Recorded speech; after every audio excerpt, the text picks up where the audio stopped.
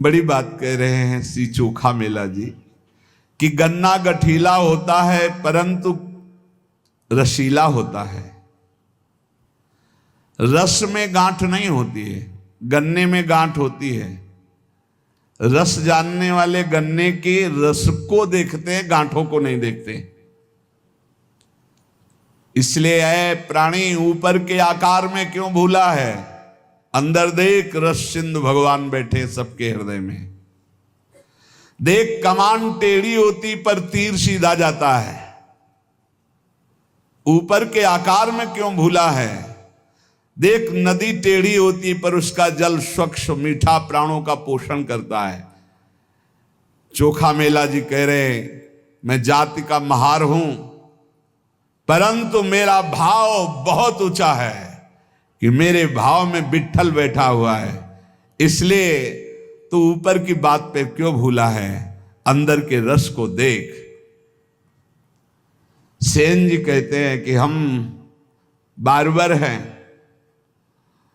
बारीकी से हजामत बनाता हूं, विवेक का दर्पण दिखाता हूं, ज्ञान की कैंची चलाता हूं, शांति का झलक छिड़कता हूं और अहंकार की छुटियां घुमाता हूं, भावों की कटिंग करता हूं, काम क्रोध को जड़ से उड़ाता हूं। ऐसा मैं संत सेना नाई हूं। हे भाई, एकनाथ जी महाराज कह रहे भगवान के कृपा प्रसाद का लक्षण होता है कि वो सगुण चरित्रों का गायन करके ही अपना समय व्यतीत करता है। संत जन जिस पर कृपा करते हैं उसका मन भगवान की लीला चरित्रों में लग जाता है। सत्संग में जिसका मन लग गया भगवान उसके अधीन हो जाते हैं। संत एकनाथ जी महाराज, क्योंकि सत्संग में भगवान की चर्चा, भगवान के सिद्धांत, भगवान का नाम कीर्तन, भगवान का प्रेम रंग, वैराग्य रंग, ज्ञान रंग सब कुछ प्राप्त होता है। इसलिए जिनको सत्संग का नशा है उनको भगवत प्राप्ति अवश्य हो जाती है। भक्ति और ज्ञान से रहित जहां चर्चा हो रही हो वो चर्चा नहीं सुननी चाहिए। तस्मात् शास्त्रम प्रमाणम ते कार्याकार्यो व्यवस्थित हो, शास्त्र के अनुसार ही वार्ता होनी चाहिए, शास्त्र प्रमाणित वार्ता होनी चाहिए। जीव को जबरदस्ती भोगों से छुड़ाकर भगवत प्राप्ति करा दे ऐसी वार्ता होनी चाहिए। वार्ता ऐसी होनी चाहिए जिसके भावों को प्रकट करने से वैराग्य जबरदस्ती जीव के हृदय में भगवान के नाम रूप लीला धाम की प्रीति पैदा कर दे, उसे कहते हैं सत्संग। अंतःकरण में बात बैठ जाए। संतों की वाणी में इतनी सामर्थ्य होती है। यदि सत्संग का प्रभाव बढ़ रहा है तो कैसे हम जाने? बोले अखंड स्मृति के लिए मन ललचाने लगेगा, निरंतर नाम जप हो। एकनाथ जी कहते मैं तो हाथ में करताल लेकर के अपने जनार्दन श्री विट्ठल भगवान को रिझाता रहता हूं। जो मेरे प्रभु हैं, कलयुग में विशेष कृपा करके उन्होंने मूर्ति के रूप में अर्चावतार लिया है। एकनाथ जी कह रहे प्रभु और प्रभु की प्रतिमा में कोई अंतर नहीं मानना चाहिए। जो प्रभु की प्रतिमा को प्रभु स्वरूप मान करके आराधना करता है वो प्रभु में ही वास करता है। जो भेद मानता है वो आगे नहीं बढ़ पाएगा। और आज तो ऐसा ज्ञान बघारा जाता है कि प्रगट सेवा का ही निषेध कर दिया गया। प्रगट सेवा का निषेध, प्रगट सेवा का निषेध, भगवत अर्चा विग्रह का कैसा ज्ञान चल रहा है, कैसा ज्ञान चल रहा, अज्ञान, घोर अज्ञान। जो भगवान के श्री विज्ञ साक्षात भगवान है, साक्षात। आपको विश्वास नहीं इसलिए बात नहीं करते हो, नहीं आप बात करके देखना, उत्तर मिलेगा। गौर से आप ठाकुर जी की तरफ देखना, हृदय से बात करना, कोई न कोई इशारा मिल जाएगा, कोई फूल गिरेगा, कोई न कोई, आप पता चल जाएगा कि ठाकुर जी हमारी बात सुन लिए। कलिकाल में भगवान ने अर्चावतार धारण किया है प्रतिमा स्वरूप में। ये ऐसा साधन है जिससे जनार्दन भगवान की निश्चित प्राप्ति हो जाती है। स्वयं भगवान विराज। पहले बिहारी जी, राधा वल्लभ जी, राधा रमन जी सब ठाकुर बात करते थे, अब भी करते हैं, करने की क्षमता केवल हो। आपके अंदर से हटता ही नहीं कि ये साक्षात विराजमान है, आपके अंदर ये बात ही नहीं पूरी परिपक्व हो पा रही, आपको लगता है कि ये छवि है, ये मूर्ति है। आप बात करके देखो, आपको बात का उत्तर मिलेगा यदि आप साक्षात माने। जाकी रही भावना जैसी, प्रभु मूर्ति देखी तिन तैसी। जो जनार्दन भगवान की प्रतिमा में साक्षात भगवत भाव करके सेवा पूजा करता है, उसे भगवान की निश्चित प्राप्ति हो जाती है। संत एकनाथ जी, नाम खुला मंत्र है, वाणी से सदा नाम कीर्तन करो, नाम जप करो, अनंत जन्मों के दोष और पापों का नाश करके निर्दोष कर देगा ये नाम। संसार में तुम्हें जनार्दन ने भेजा है नाम लेने के लिए। खूब नाम जप करो, आलस्य मत करो, इससे सब इंद्रियां सद जाएंगी, मन भी सद जाएगा, भवबंधन टूट जाएगा। नाम जप करो, एक जनार्दन की शरण में रहकर उठते बैठते सोते जागते रात दिन विठ्ठल विठ्ठल केशव केशव नाम जप करो। संत एकनाथ जी, जिसने एक बार श्री कृष्ण का दर्शन कर लिया, उसकी आंखों से श्री कृष्ण रूप कभी हटता ही नहीं। जित देखो तित श्याममयी, अधिकाधिक वही रूप, गाढ़ रूप, वही बार बार नेत्रों में ऐसा छाया रहता है कि फिर उसे और कुछ दिखाई ही नहीं देता।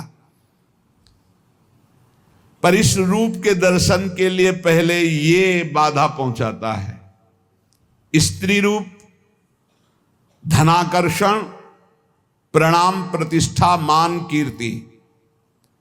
यदि चिरंजीवी परम पद प्राप्त करना है तो इनसे अपने को बचा पाओ तो बचा लो। ऊपर जो वर्णन किया गया, यदि तुमसे कोई गलती हो गई है तो जलो अंदर, अनुताप करो, तभी उसका प्रायश्चित होगा। जलो अंदर, धिक्कार है हमारे को, ऐसी गलती क्यों हो गई, अंदर पश्चाताप करो। श्री कृष्ण परम पद प्राप्ति करने की आशा और पापाचरण असंभव, एकनाथ जी कह रहे। इसलिए मैं ये तुमसे सत्य वचन कह रहा हूं, यदि श्री कृष्ण की प्राप्ति करनी तो पापाचरण को बंद कर दो। ये श्री कृष्णचंद्र जो उत्तम श्लोक, निष्पाप परम पवित्र है, तो परम पवित्र होकर निष्पाप होकर उत्तम श्लोक की प्राप्ति होती है। इसलिए ये सच्चे को स्वीकार करते हैं। निर्मल जन मन सो मोहि पावा। और ये निर्मलता सत्संग आदि नाम वाणी कीर्तन गुणगान श्रवण इससे स्वाभाविक हो जाती है। जो सच्चाई से नहीं चलता है, मनमानी आचरण करता है, स्वप्न में भी श्री कृष्ण की चरण छाया भी नहीं प्राप्त कर सकता। संत एकनाथ जी, समर्थ गुरु रामदास स्वामी, तू अपने अंदर दुखी क्यों हो रहा है, शोक क्यों कर रहा है, चिंता क्यों कर रहा है? तू अविवेक के कारण कर रहा है। विवेक धारण कर, तू विदेही है, तू देह रहित है, ये देह तेरा नहीं है। तू क्यों शोकित हो रहा है, क्यों दुखी हो रहा है, क्यों चिंता कर रहा है? अरे तू मोक्ष सुख का अधिकारी है, उठ, बार बार मरने से एक बार कमर कस और ऐसा मर कि पुनः जन्मना ना पड़े। समर्थ गुरु स्वामी रामदास जी, देख एक मरा उसको तू ले गया, तो क्या तू जानता तू नहीं मरेगा? फिर एक दिन तेरे को लोग ले जाएंगे। तो क्या तू पहले तैयारी नहीं कर सकता मृत्यु पर विजय प्राप्त करने की? क्या तू सदा बना रहेगा दूसरे को फूंक के आ रहा है? अतः तुझे बार बार जन्म मरण ना लेना पड़े, एक बार कमर कस और राघव के अतिरिक्त किसी से अपनापन न मत कर। प्रभु से अतिरिक्त, प्रभु के अलावा किसी को अपना मत मान। प्रभु के अलावा मुख से और कोई नाम कोई बात मत बोल। एक सेकेंड भी मत नष्ट कर। तेरी आयु एक एक क्षण नष्ट होती जा रही, मृत्यु नजदीक आ रहा है। बिना हरि के तुझे कोई नहीं बचा सकता। देह की रक्षा के लिए यत्न किया, चाहे जितनी औषधि खा लो, चाहे मकरध्वज खा लो, चाहे सोने की भस्म खा लो, काल मिटिया मेट इस देह का कर ही देगा। इसलिए तू श्री हरि की भक्ति कर ले, निरंतर नाम जप कर, सारी चिंताएं भस्म हो जाएंगी। बहुत प्रकार की बातों में मत फंस, मेरी बात को ध्यान दे। देख नूपुरों की झनकार करते हुए दौड़ते हुए दीनानाथ तेरी तरफ आ रहे हैं। गरज गरज कर तू नाम केवल ले, पुकार उनको। समर्थ गुरु स्वामी रामदास जी महाराज। देख, यदि संतों का संग मिल गया तो वो बुला रहे हैं तुझे, ये बुलावा है। उनके पार्षदों का संग मिल गया ना, सत्संग, इसका मतलब अब प्रभु मुझे बुलाना चाहते हैं। पहले हनुमान जी मिले, फिर राम जी मिले विभीषण जी को। अब मोहि भाव भरोस हनुमंता, बिनु हरि कृपा मिले नहीं संता। और इसी के बाद शरणागति हुई, उसी के बाद विभीषण जी को भगवान का साक्षात्कार हुआ। बहुत प्रकार की बातों में मत फंस। अरे राम राम कृष्ण कृष्ण हरि हरि बोलो, वही सब कुछ है। बैठ के समय बर्बाद मत कर, नाम जप कर, फिर कुछ भी ध्यान कर, कुछ भी करो, उसमें हमें कोई लेना देना। नाम जप मत छोड़ो, नहीं समय बर्बाद हो रहा, बेकार समय नष्ट हो रहा। बैठे बैठे गणित लगाने से भगवत प्राप्ति नहीं होती। स्वामी जी कह रहे हैं बहुत प्रकार की बातों में मत फंस, दृढ़ता पूर्वक नाम जप कर। देख नूपुरों की झनकार करते हुए दीनानाथ तेरी ओर दौड़ते हुए आ रहे हैं, ऐसा दिखाई देगा यदि तू गरज गरज कर नाम कीर्तन करेगा। यदि प्रभु को बुलाना होता है जिसे अपनी तरफ, जिसका अंतिम जन्म होता है, उसे सत्संगति प्रदान कर देते हैं। सत्संगति से मन के मल नष्ट हो जाते हैं, बुद्धि संसार से हटने लगती, प्रभु में लगने लगती है। ऐसी सत्संगति बड़े भाग्यशाली को प्राप्त होती है। अपने बुरे आचरण में सोच विचार करके परिवर्तन करने का भी समय है, कर लो। अति आदर के साथ साधु समागम सत्संग करो। ये कल्पनाएं छोड़ो, ये कर लिया, ये भोग लिया, ये भोग लेंगे, ये कर लेंगे। आशा मत करो कि तुम इस संसार में कभी सुखी हो सकते हो। समर्थ गुरु रामदास जी, आशा मत करो इस संसार में तुम सुखी हो सकते हो। चाहे जितना रुपया मिल जाए, चाहे जितना भोग मिल जाए, कभी सुखी नहीं हो सकते। सुखी होगे तो हरि के अंश हो, हरि में। अरे कितने विद्वान, कितने ज्ञानी वंचित हो गए भगवत प्राप्ति से। इस अहंकार के कारण मैंने देखा है कि वो विद्वान ब्रह्म राक्षस बन गए। समर्थ गुरु स्वामी रामदास जी के वचन। अहंकार के कारण शास्त्रों का ज्ञान होने पर भी वो ब्रह्म राक्षस बन गए।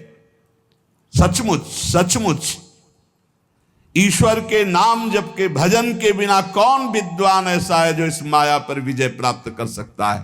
अहंकार छोड़ दो, नाम जप करो। देखो मैं सोच विचार कर बोल रहा हूं, विवेक पूर्वक बोल रहा हूं, कोई मनमानी नहीं। समर्थ गुरु स्वामी रामदास जी। सत्संगति अत्यंत त्रस्त लोगों को भी महाशांति प्रदान करती है। अतः खोज करो सत्संगति की। संयमित आचरण, शास्त्र सम्मत वाणी, ये सत्संग में प्राप्त होती है। जिसने अहंकार रूपी मक्खी खा ली है उसे ज्ञान रूपी भोजन उल्टी करना ही पड़ेगा, पचा नहीं सकता। अर्थात जिसके मन में अहंकार अपने ज्ञान का है वो ज्यादा बोलता चला जाएगा और अनुभव में कुछ नहीं होगा, केवल प्रवचन होगा। इसलिए मान सम्मान प्रतिष्ठा की चाह अहंकार को होती। अहंकार छोड़ो, आसक्ति छोड़ो, सज्जन संतों की संगति करो और नाम जप करके इन महान दुख में संसार से तर जाओ। सब संतों की एक ही बात, नाम जप, नाम जप। ऐ मन, ये सत्संग केवल केवल भगवत कृपा से मिलता है और सत्संगी को निश्चित मोक्ष की प्राप्ति होती है। साधु संग करने वाला भवसागर से पार हो जाता है। सत्संगी द्वैत भावना का नाश करता है। सत्संगी का कभी पतन नहीं होता। जो रोज सत्संग सुनते उनका इसलिए पतन नहीं होता, रोज चाटे लगते रहते शब्दों के, रोज उत्साह बढ़ता है, रोज पापाचरण छोड़ने की हृदय में एक वृत्ति जागृत होती है। पूज्य स्वामी समर्थ गुरु रामदास जी कहते, कौन धन्य है इस संसार में जो सदा अपनी देह को भगवान के लिए कष्ट में रखता है, वो धन्य है। उचित भोजन, कठोर शैया, कम सोना, अधिक जगना, नाम जप करना, गुण कीर्तन करना, जानबूझ करके सारे सुख सुविधाओं को न भोगना, उसका जीवन धन्य है। संसार में कौन धन्य है? ध्यान से समझो। जो प्रभु के लिए अपनी देह के आराम सुख को त्याग कर कष्ट सहता है। बहुत भाग्यशाली साधक हैं, ऐसे ऐसे हैं। ऐसी गर्मी में जहां एसी भी काम नहीं करती, वो कूलर भी नहीं चलाते। सोचो ऐसी गर्मी में कैसे रहा जा सकता है।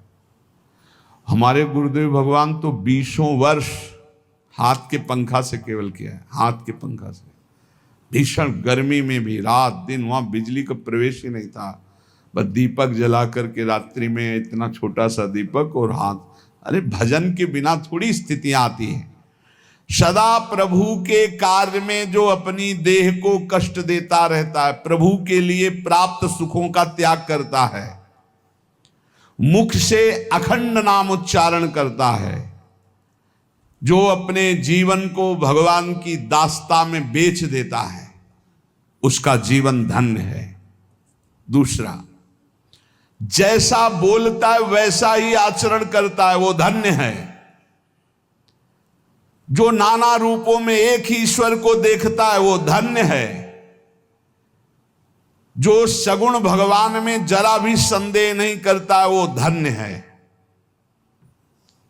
जिसमें अहंकार नहीं है, दूसरे की उन्नति देखकर ईर्ष्या नहीं है, अपने स्वार्थ का जिसने त्याग कर दिया है और संसार की किसी भी पदवी को जिसने जीवन में स्वीकार नहीं किया, उस धन्य कहा गया है।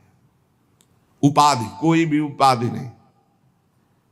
भगवत मार्ग में भी उपाधियां मिलती हैं। जिसने कभी कोई उपाधि स्वीकार नहीं की, कोई भी अपने पद प्रतिष्ठा, कोई जिसने अहंकार का त्याग कर दिया है, जो दूसरे की उन्नति देखकर कभी ईर्ष्या नहीं हृदय में, जो स्वार्थ का त्याग कर और जो संसार में किसी पदवी को, किसी उपाधि को स्वीकार नहीं किया, वो धन्य है। जो विद्वान होते हुए घमंड से रहित नम्र वचन, मधुर वचन बोलता है और अपने को संसार में भगवान का सेवक घोषित करता है, वो धन्य है। जो इस अखिल संसार में एक भी कोई शत्रु नहीं बनाता, जो विवेक पूर्वक, निश्चय पूर्वक कभी न तो मिथ्या भाषण करता है न मिथ्या आचरण करता है, वो धन्य है। जो भगवान का दास है उसे कभी चिड़चिड़ाहट नहीं होती। जो भगवान का दास है वो बहुत गंभीर और शांत होता है। ऐसे भगवान के दास को हम नमन करते हैं। श्री समर्थ गुरु रामदास जी महाराज, नाम के अतिरिक्त जितनी चेष्टाएं इनमें हमें विश्वास नहीं है भगवत प्राप्ति करा देंगी। महापुरुषों के वचनों को पकड़ो। नाम परमात्मा का साक्षात स्वरूप है, इसलिए नाम पर हमें बहुत विश्वास है। समर्थ गुरु रामदास जी, जिसकी नाम में रुचि नहीं होती उसकी यमराज में जरूर रुचि करनी पड़ेगी। यमराज में मतलब यमपुरी में, समझ लीजिए इशारा। जिसके मन में नाम के प्रति संदेह है कि अरे क्या होगा नाम जप से, इसका मतलब उसे घोर नरक यंत्रणा भोगनी है। इसलिए अति आदर के साथ मेरी बात मान लो, मन लगाकर पूरा का पूरा समय नाम जप में दो। सेवाएं करते हुए नाम जप, मुख से नाम लो और शरीर से चेष्टाएं करो अपनी गृहस्थी विरक्ति की जो सेवाएं।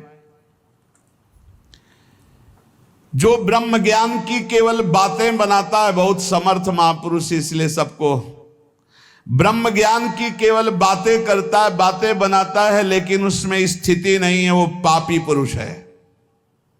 समर्थ गुरु रामदास जी की वाणी। जो ज्ञान की बातें केवल बघारता है, स्थिति नहीं है, वो पापी पुरुष है। क्योंकि मन ही मन वो पापाचरण की बातें सोचेगा और शरीर से पापाचरण करेगा और वाणी से ज्ञान की बातें बघारेगा, वो पापी है। ऐसे मनुष्यों की बड़ी दुर्गति होती है। पीछे कहा विद्वान है, ज्ञान है, आचरण ठीक नहीं है तो क्या बना, बोले ब्रह्म राक्षस। मृत्यु ये नहीं देखती है कि ये बालक है कि जवान है कि बूढ़ा है, उदार है कि कंजूस है, मूर्ख है कि ज्ञानी है, सबके शरीर का नाश करती है। मृत्यु सुंदर से सुंदर, असुंदर से असुंदर, सबका नाश करती है। इसलिए पुण्य पुरुष वही है, हरिदास वही है, नाम जापक वही है, कीर्तनकार वही है, जो मृत्यु आने के पहले ही शरीर को छोड़ दे, शरीर का राग छोड़ दिया, देह रहित विदेह स्थिति। इतना नाम जप करो कि मृत्यु आने के पहले ही शरीर राग खत्म हो चुका है। संदेह मत करना हमारी बात में, मृत्यु लोक में जन्म लिए हो तो मरोगे। यहां जो पैदा हुआ वो मरेगा, चाहे कोई भी हो। इसलिए मरने के पहले स्थिति प्राप्त कर लो, नाम जप के द्वारा वो प्राप्त होगी। भगवान हलवा पूड़ी नाना प्रकार के पदार्थों के भूखे नहीं हैं, उनको केवल भाव चाहिए। भाव से ही वो भोग पाते हैं, भाव पर ही वो रीझते हैं, भाव से ही वो प्रकट हो जाते हैं। इसलिए भाव प्रकट होता है भजन से, जितना भजन करोगे उतना ही भाव।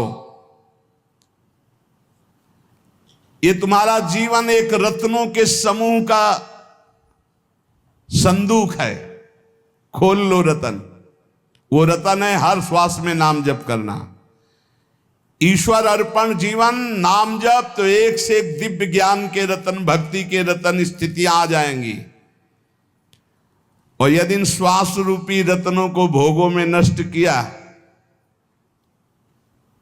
तो जिस आनंद के लिए मानो देह मिलेगा उससे वंचित रह जाओगे। मेरी बात मान लो, केवल ये मानव देह ही भगवत आनंद प्राप्ति के लिए, इसलिए कमर कस लो, ईश्वर के लिए कमर कसो, संसार से निराश हो जाओ, संतों का संग करके भावुक बनो और जगदीश्वर को तुम संभालो। सुमिरन तो जगदीश्वर तुम्हें संभाल लेंगे। भावुक भक्त को भगवान अपनी गोद में रखते हैं। वासना के कारण ही तुम्हें बार बार जन्म मरण मिला है। उपासना से नष्ट कर दो अपनी वासना को।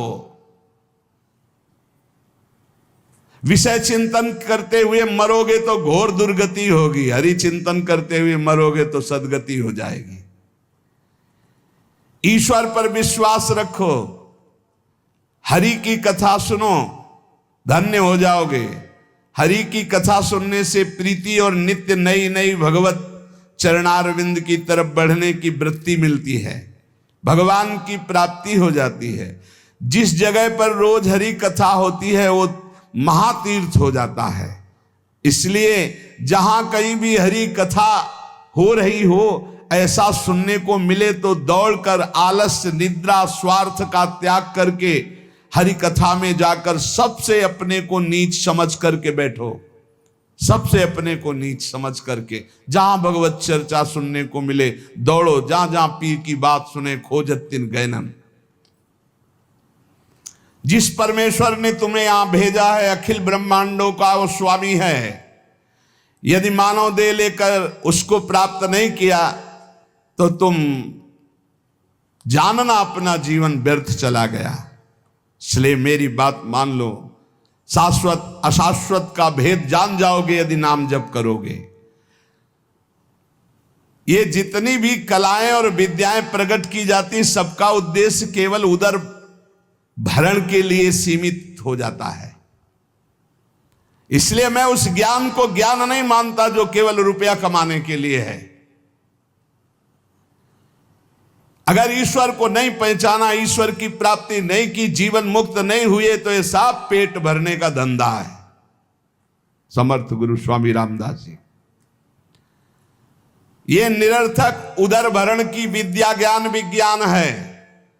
पेट भरने का, देश संरक्षण का, भोग विलासिता का।